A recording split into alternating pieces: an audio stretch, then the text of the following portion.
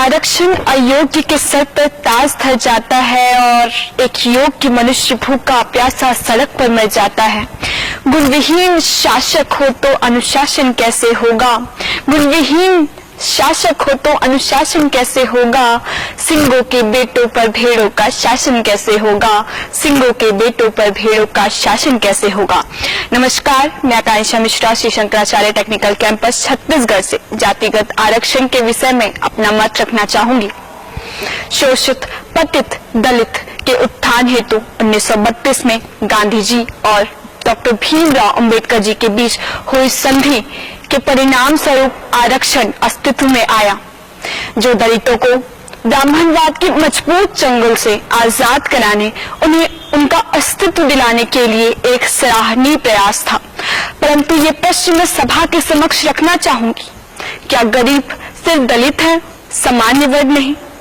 क्या पेट सिर्फ दलितों का है, सामान्य वर्ग का नहीं? क्या भूख सिर्फ दलितों को लगती है, सामान्य वर्ग को नहीं? फिर इतनी छूट दलितों को क्यों है, सामान्य वर्ग को क्यों नहीं? यही परिणति तो विचारणीय है।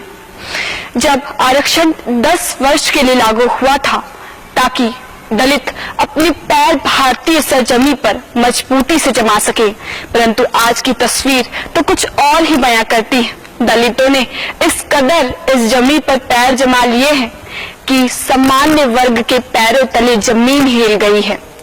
पीढ़ी दर पीढ़ी सरकारी पदों पर विराजमान होने के बावजूद उनके बेटों को, उनके बच्चों को आरक्षण मिलना आखिर कैसा न्याय है? मैं ये प्रश्न पूछना चाहूंगी कि क्या सरकार उन्हें आरक्षण देकर उन्हें मजबूत बना रही है?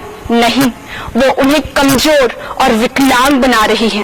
ये तो वही बात हुई कि जब आपको उन्हें चलना सिखाना था तब आपने उनके हाथों में बैसाखी पकड़ा दी, तो वो चलना कैसे सीख पाएंगे?